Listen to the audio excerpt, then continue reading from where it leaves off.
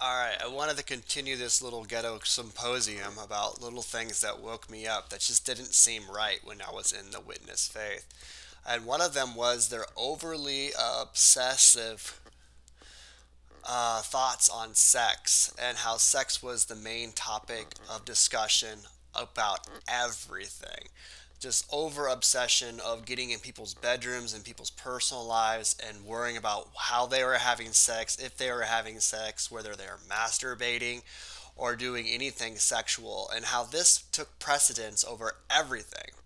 Now, Jehovah's Witnesses claim to be a Christian religion, so you would think if this is the case of how they focus, Christ in the four Gospels must have just been talking about sex nonstop, because that's all they talk about. I'm like, if you ever go to any assembly, how often do they talk about pornography? Okay? Any 3-year-old child knows about pornography when they're raised a witness. Okay? I've talked to many people who regularly visit gay brothels or bathhouses or saunas and are very sexual people and obviously don't have issues with their sexuality. But when I tell them stories about my childhood and me having discussions as a 4-year-old boy with my friends about oral sex and what people did as adults. Okay? And so, as a 4-year-old boy, a child who's just learned how to walk essentially, not even in school yet, unless you want to count preschool, which most witnesses don't go to, so that's why I never went. But having open conversations about oral sex with their friends. Okay, I got in trouble from this from my mother. Now, you would think from a rational mother, she would know where I even learned such things. But I don't remember ever being questioned about it. I just remember her saying that I can't joke about that and I can't talk about that.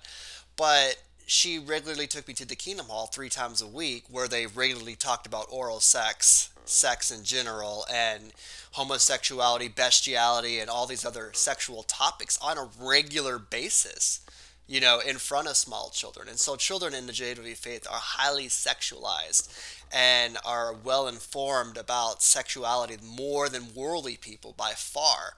And so you ask the typical worldly person or someone who did not grow up as a witness when they learned what oral sex was, probably 14, 12 maybe, not 4. And this is just as early as I can remember, and so I always noticed that they had this overly obsessive attitude over sex in the congregation, and it always pissed me off because they never focused on major problems that were really affecting the ministry. Because I was a regular pioneer for 8 years, and that was my whole life, was let's get on the doors, let's do the work and stuff like that.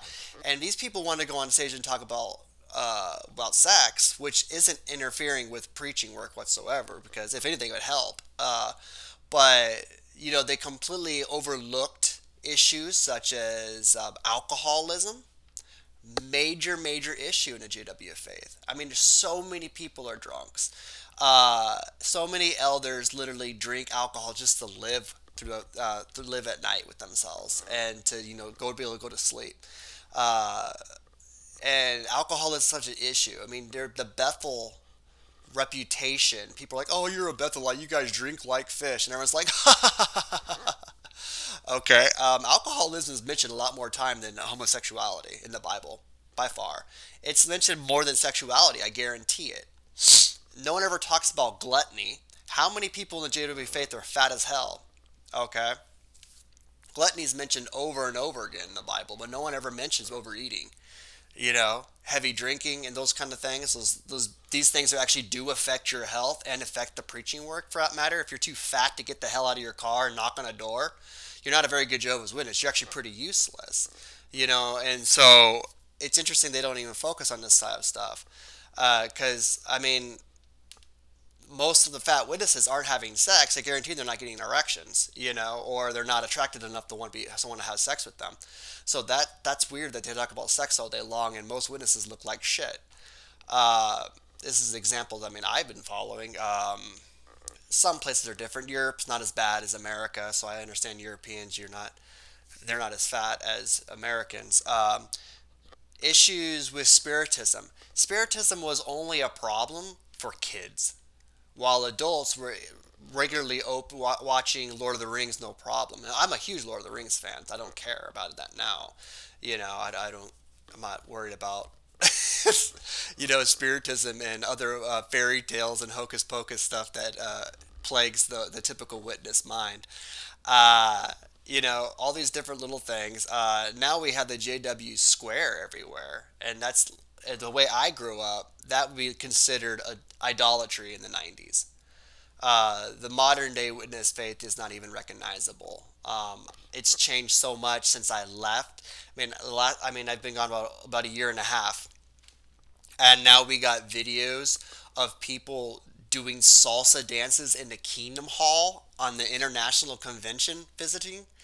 So the delegates are coming and they get to dance in the Kingdom Hall. Now, I was a delegate in 2014. I went to Frankfurt, Germany.